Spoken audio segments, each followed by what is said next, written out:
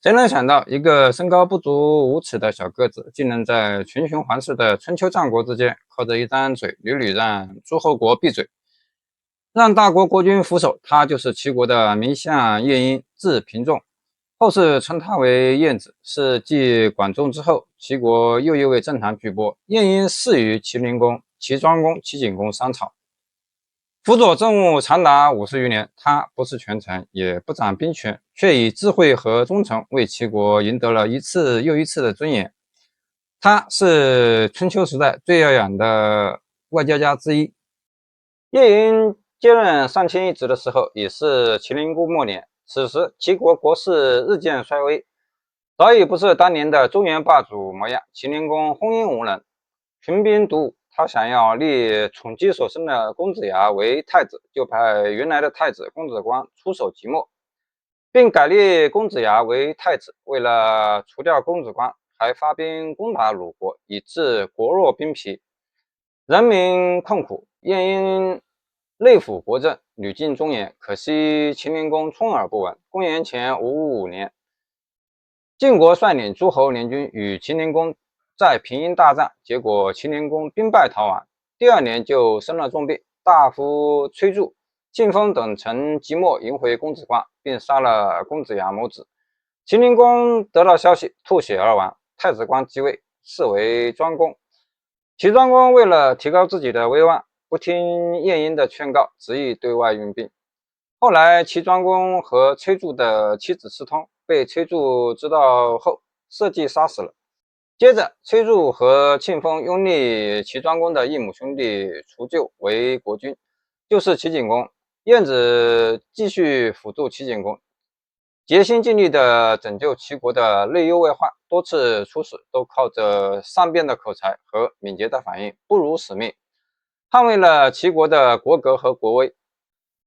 有一次，齐景公派晏子出使楚国，楚王知道后，就想借羞辱晏子灭灭齐国的威风，于是事先做了一番准备。他知道晏子身材矮小，就命人连夜在城门旁边开了一个5尺高的小门，并告诉士兵，等齐国使臣来到时，不要开大门，让他从小门进。第2天清晨，晏婴来到楚国都城的城门下，看见城门紧闭，便停下来派人去叫门。守城士兵说，听说齐使身材矮小，城边的小门就可以入城了，因此没开大门。晏婴当下就明白了楚王的用意，微微一笑，大声对守城士兵说，出使狗国的人才从狗门进去，请你代为禀报，问楚王这里是什么地方。如果是出使的是狗国，我自然会从这个小门进去；如果不是狗国，就不该从这个狗门进去吧。所谓将话传给楚王，楚王无奈，只好改道让晏子从大门进城。晏子入朝，楚王故意派身材高大的武士罗列在两旁迎候，以嘲讽晏子身材矮小。晏子就对接待他的吕光说，我此次出使楚国，是为了让齐楚两国的友好交往，并不是来宣战的，没有必要用这些武士迎接吧。李官见势不妙，赶紧尴尬地命武士们退下。晏子进入楚国国都，来到下榻的馆舍，楚国众大臣设酒宴为他接风，期间展开了激烈的辩论。楚交尹斗成然首先发难说，听说当初姜太公封到齐国时，比秦楚都要强，生产的货物都卖到了鲁国和魏国，但是齐桓公过世后，多次被宋晋侵犯，早上和晋国结盟，晚上又和楚国结盟。齐国的君臣四处奔走，寻找靠山。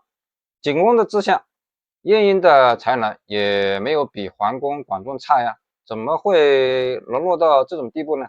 晏子从容不迫地说道：“周王室不幸，诸侯连连征战，春秋五霸迭兴，兴衰成败是每个国家发展的规律。晋国称霸前，晋文公在外流亡19年。秦穆公时威震于西戎，其死后秦国再也难现往日的辉煌。就说楚国吧，不也是自楚庄王后多次被晋国和吴国侵犯，苦不堪言吗？识时务者为俊杰，我们仅供认识到这一点，于是与诸侯搞好关系。怎么能说是寻找靠山依附别人呢？你是楚国的名臣，难道不懂得随机应变吗？总会提出这么愚蠢的问题。斗成然无言以对，羞愧地退到一边。接着，大臣杨盖很不服气，上前一步质问道：听说你是个头脑机敏、勇敢忠义之人，可是崔杼、庆丰二人祸乱齐国，为了讨伐这两个人，那么多的忠臣义士死而后已，而你既是齐国的世家大族，不去讨贼，也没有弃官明志，更没有拼死保护君主，还眷恋高位，留在朝廷，不觉得羞愧吗？晏子说：志向远大的人不受小节的拘束，前程为社稷而死，为昏君而死者，都是沽名钓誉之徒，并不见得就是忠臣。今先君并非为国家社稷而死，我虽不才，怎能随便轻生？况且国家有变，我不离去，是为了迎立新君，重振社稷，并非贪图高位。如果这时大臣们不是死了，就是离开了，国家大事又由谁来做呢？况且哪个国家没发生过内乱？难道楚国就没有这种事吗？怎就单单责怪我们？杨盖讨了个没趣，也推了下去。楚幽隐正当上前紧追不舍地问：这只是你冠冕堂皇的说辞，齐国多次发生内乱，你只是隔岸观火，明哲保身，而没有实际的本领，单靠逞口舌之力来欺世盗名，不觉得羞耻吗？晏子回答：那些叛乱我都没有参与，而且我有力保君王，这只是人屈人伸，未见得就事不关己，单纯的旁观。如卿所言，我承认自己资财平凡，愧居高位，但无意在这里逞口舌之快，只是问有所答罢了。众位竞相提问，如果我拒不回答，岂不是太无礼了？正当也话可答。楚太宰曲江又发问：你贵为相国，代表齐国的威仪，难道不该穿体面一点的衣服，驾乘豪华一点的车马吗？可是你衣着破旧，马车简陋，听说你身上这件狐裘已经穿了30年了，这是不是太吝啬了呢？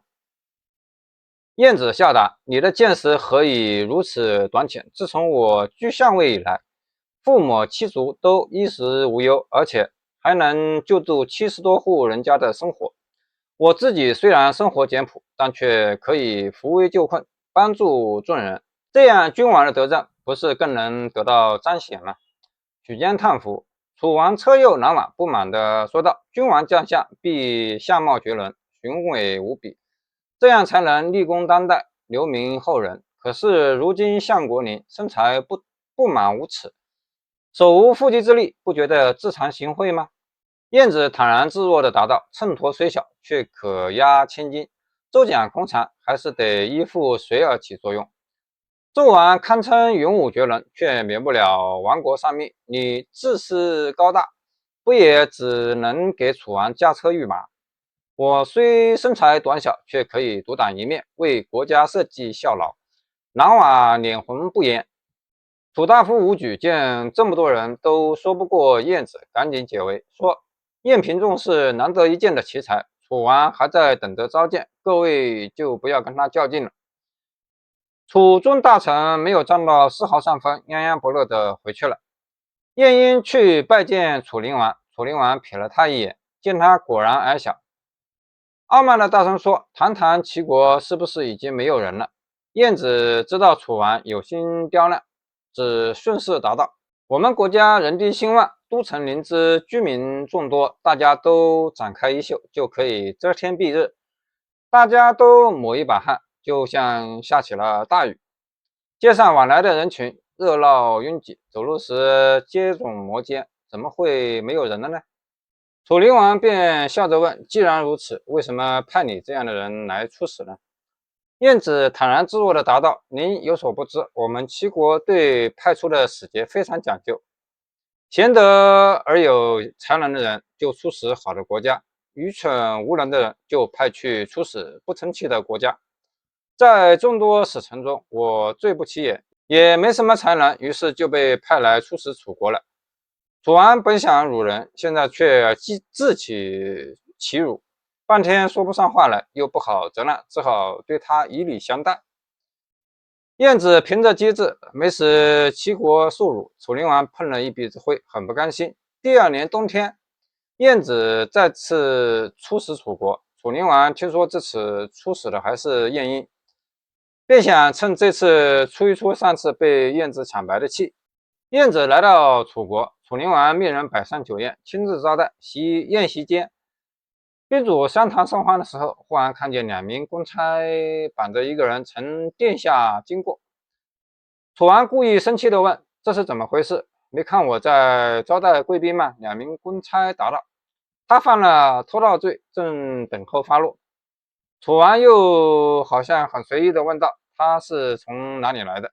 士兵答道：“他是齐国人。”楚王看着晏子，故作不解地问道：“难道齐国人就喜欢当盗贼吗？”晏子离开坐席，站起来，一本正经地说：“我听说橘树生长在淮河以南的土地上，结出的果实就是橘子，但一栽到淮河以北的土地上，就只能结出又苦又涩的籽。它们看上去相同，味道却千差万别。为什么会这样呢？因为水土不同。齐国人在齐国时可以安居乐业，到了楚国就做起了盗贼。难道楚国的水土容易让人去偷盗？”楚灵王顿时无言以对，沉默了好一会儿，苦笑了起来，说：“是不能和圣人开玩笑的，寡人这是自取其辱了。”接下来，楚王便恭恭敬敬地接待晏子了。晏子不愧为一个杰出的外交家，面对大国的责难和羞辱，他坚持原则，灵活应对，不仅为自己在诸侯国中赢得了崇高的声誉，还一次又一次地维护了齐国的尊严。